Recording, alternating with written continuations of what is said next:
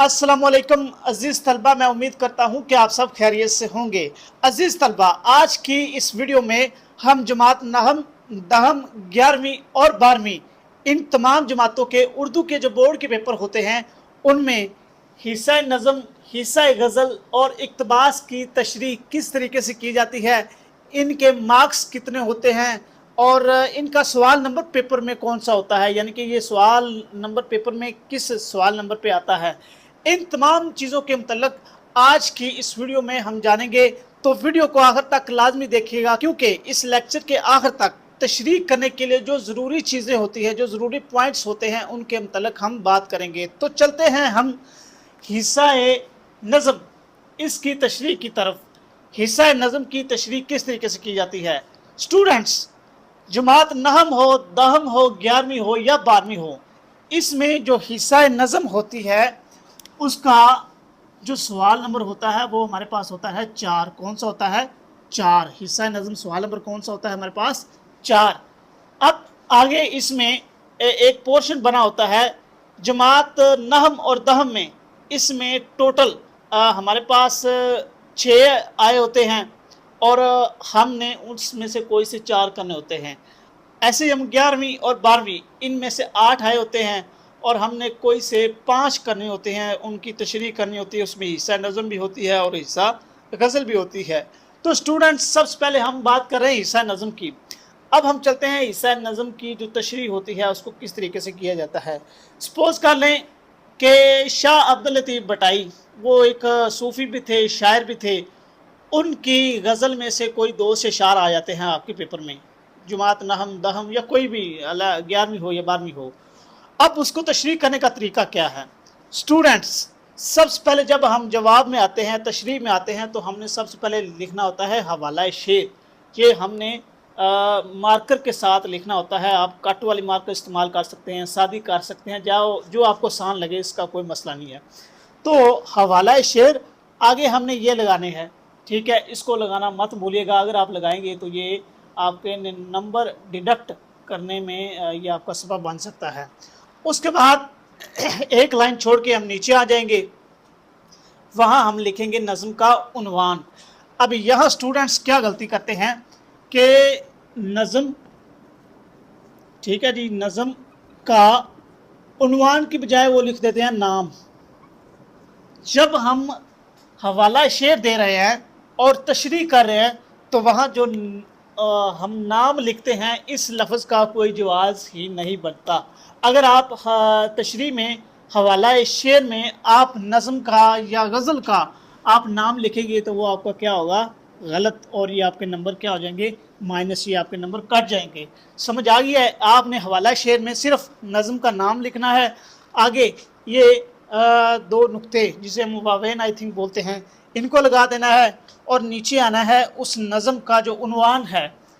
मिसाल के तौर पर मैंने शाह अब्दुल लतीफ़ भटाई की बात की, उनकी जो नज़म का उन्वान है प्याम लतीफ़, वो मैंने यहाँ लिख दिया। ठीक है जी, आपको समझ आ रही होगी।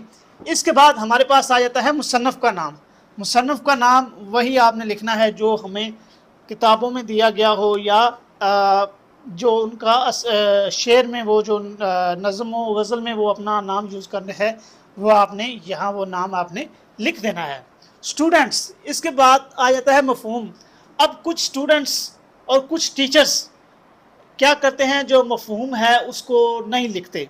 तो बात कुछ यूँ है कि जब हमें नंबर्स मैक्सिमम चाहिए हैं, मार्क्स मैक्सिमम से मैक्सिमम चाहिए, तो हमें कुछ क्वालिटी की चीज़ें देना पड़ेगी।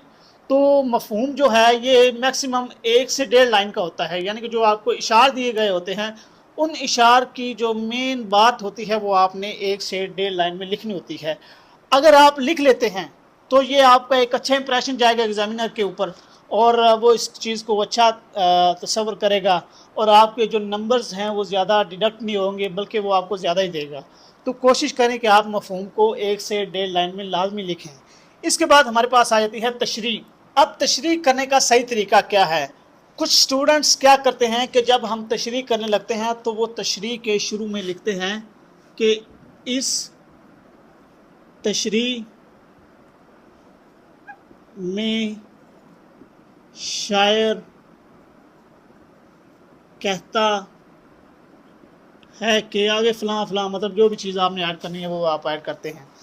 यहाँ आप एक चीज़ गलत कर रहे हैं। वो क्या कर रहे हैं, तशरीह करने वाला कौन है, हम हैं, तशरीह स्टूडेंट करता है।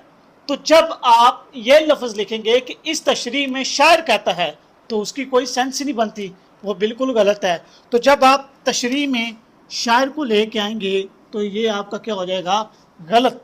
आपने ये लिखना है कि इस शेर में शायर कहता है कि फ़लाँ फ़लाँ, जो मतलब आगे चीज़ आपने ऐड करनी है कर ली। ये तरीका बिल्कुल ठीक है।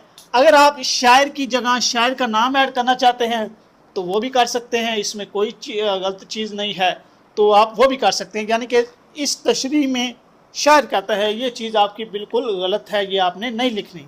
स्टूडेंट्स, जो तशरीह है वो मिनिमम यानी कि कम से कम 5 से 7 लाइनों में होनी चाहिए। अगर आपको इससे ज़्यादा आती है तो बड़ी अच्छी बात है, आपको नंबर्स पूरे मिल सकते हैं। और अगर आपको कुछ इजाफी शेर आते हैं उस तशरीह के मुतलका, तो आप वो उसको लाजमी लिखें। ये एक अच्छा इंप्रेशन भी देते हैं और नंबर को हासिल करने में भी काफ़ी ज़्यादा मदद करते हैं। तो स्टूडेंट्स, ये था हमारा हिस्सा नज़म की तशरीह करने का तरीका। इसके बाद स्टूडेंट्स हम आ जाते हैं हिस्सा गज़ल। इसकी जो तशरीह होती है कि उसको हम किस तरीके से करते हैं।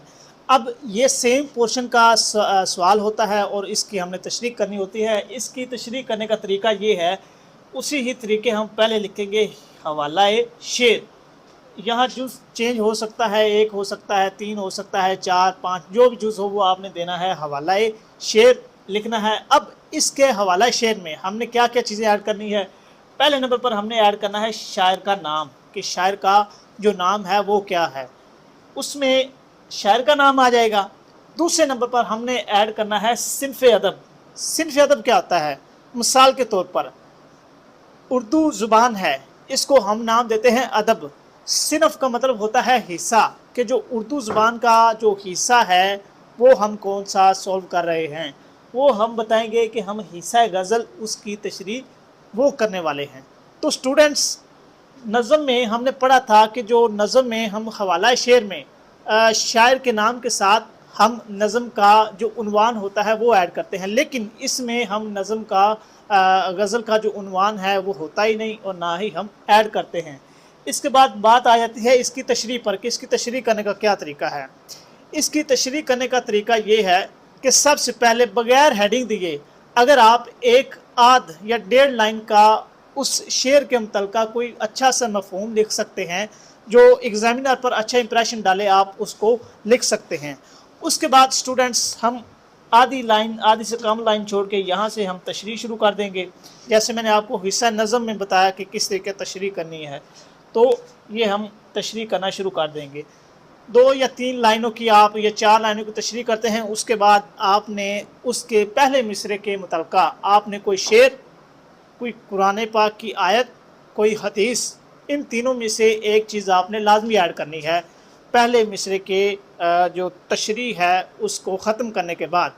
अब जब वो ख़त्म हो जाएगा, आपके ने कोई कुरानी हदीस दी है, कोई आयत दी है या कोई आपने एक्स्ट्रा शेर ऐड किया है, उसके बाद आप दोबारा नीचे पैरा बनाकर आप दोबारा उसकी तशरीह, जो दूसरा उसका मिसरा है उसकी तशरीह को शुरू कर देंगे। जब आप उसकी तशरीह को शुरू कर देंगे तो एट द एंड हो सके, अगर आपको याद हो या आपके पास टाइम हो, तो आप उसके मुतल्लिक़ एक और शेर या कोई हदीस या कोई कुरानी आयत का तर्जुमा ऐड कर सकते हैं। तो स्टूडेंट्स, ये थी हमारे पास हिस्सा नज़म की जो तशरीह करने का तरीका। इसके बाद स्टूडेंट्स, लास्ट में हमारे पास आ जाता है इक्तबास की तशरीह। अब इक्तबास की तशरीह कैसे होती है, ये पेपर में सवाल नंबर कोई भी हो सकता है, 5 हो सकता है, 6 हो सकता है, 7 हो सकता है, कोई भी हो सकता है, इसका जुज़ नहीं होता। तो इक्तबास की तशरीह करने के लिए सबसे पहले हमें क्या करना पड़ता है कि सबसे पहले सवाल नंबर देने के बाद हम हेडिंग देते हैं इक्तबास की तशरीह। ये क्या होती है, हमारी हेडिंग। इसके बाद हम उस पैरे की 1 से 1.5 लाइन लिखते हैं एग्ज़ामिनर को याद दिलवाने के लिए कि हम फ़लाँ पहले पैरे की इक्तबास की तशरीह करने लगे हैं, तो वो 1 से 1.5 लाइन आप लिखते हैं। उसके बाद हमारे पास आ जाता है हवाला मतन। ये बहुत ज़रूरी होता है। इसमें आपने क्या करना होता है, आपने लिखना होता है सबक का उन्वान। सबक का उन्वान स्टूडेंट क्या करते हैं, यहाँ लिख देते हैं सबक का नाम। तो जब आप सबक का नाम लिखेंगे तो ये आपका गलत है ग्रामर की रूह से, उर्दू पेपर में सबक का नाम लिखना। तो आपने यहाँ उन्वान लिखना है, ये ठीक है। इसके बाद हमारे पास आ जाता है मुसन्निफ का नाम। उसी सबक, उसी पैरे के जिस जो राइटर होते हैं, लिखने वाला होता है, उसका नाम आपने लिखना होता है। ये हवाला मतन इस तरीके हमारा क्या हो जाएगा, कंप्लीट। उसके बाद हमारे पास आ जाते हैं ख़त कशीदा अल्फाज के मानी। अब जो जमात नहम और दहम होती है, उनके जो पेपर्स होते हैं उनमें ख़त कशीदा अल्फाज के जो मानी अल्फाज मानी होते हैं वो आते हैं। यानी कि कुछ पैरा दिया होता है, उसमें से कुछ अल्फाज अंडरलाइन किए होते हैं, आपने उन अल्फाज को लिख के उनके आगे मानी लिखने होते हैं। तो स्टूडेंट्स 11वीं और 12वीं 11th और 12th में ये नहीं होता। तो नहम और दहम यानी कि 9th और 10th वाले ये लिखेंगे और 11वीं और 12वीं वाले में ये नहीं होता। तो ये आप लिखेंगे, आपका ये भी सेक्शन क्या हो जाएगा, कंप्लीट। इसके बाद लास्ट में हमारे पास क्या आ जाता है, तशरीह। और कुछ स्टूडेंट क्या करते हैं, तशरीह से पहले यानी कि ख़त कशीदा अल्फाज मानी के बाद, ख़त कशीदा अल्फाज के मानी के बाद क्या करते हैं, सियाक़ व सबाक़ लिखना शुरू कर देते हैं। अब एग्जामिनर ने सियाक़ व सबाक़ तो पूछा ही नहीं है और आप सियाक़ व सबाक़ उस सवाल में लिख रहे हैं। जब इस सियाक़ व सबाक़ में अगर आपकी कोई गलतियां हो जाती हैं या एग्जामिनर उसका कांटा लगा देता है, तो ज़ाहिर सी बात है आपके जो नंबर हैं वो कटेंगे, डिडक्ट होंगे। तो सियाक़ व सबाक़ का यहाँ लिखना ये गैर ज़रूरी है। आपने इस सवाल में इक़्तिबास की तशरीह में कभी भी सियाक़ व सबाक़ नहीं लिखना। इसके बाद तशरीह आ जाती है। तशरीह में आपने क्या करना होता है कि आपने लिखना है इक़्तिबास तलब पहरे की तशरीह में शायर के मुताबिक। ये नहीं कहना कि शायर कहता है, शायर ने तो बात की अपने पैरे में, मुसन्नफ़ ने बात की अपने पैरे में, तो आपने मुसन्नफ़ कहता है ये नहीं लिखना। आपने लिखना है तशरीह तलब इक़्तिबास के पहरे में मुसन्नफ़ के मुताबिक फ़लाँ फ़लाँ चीज़ें जो आपने ऐड करना चाहती हो आप कर सकते हैं। स्टूडेंट्स इसकी तशरीह 15 यानी कि 15 लाइन्स की होनी चाहिए। उसमें आप कोई शेर का हवाला दे सकते हैं, किसी आयत जो बनती जुलती हो इसके साथ, कोई हदीस, कोई और इंसिडेंट, कोई और वाक़या आप उसमें ऐड कर सकते हैं। तो स्टूडेंट्स इस तरह आपकी जो इक़्तिबास की तशरीह है वो आपकी कंप्लीट हो जाएगी और आपको नंबर सारे के सारे आपके आ सकते हैं अगर आप इस तरीके से करते हैं। तो ये था आज का हमारा लेक्चर। अगर किसी स्टूडेंट को इक़्तिबास की तशरीह के मतलब कोई उसके ज़हन में सवाल हो या वो किसी पॉइंट पर मज़ीद रहनुमाई लेना चाहता हो तो वो कमेंट सेक्शन में इस पर कमेंट करके इस पर मज़ीद रहनुमाई ले सकता है। शुक्रिया।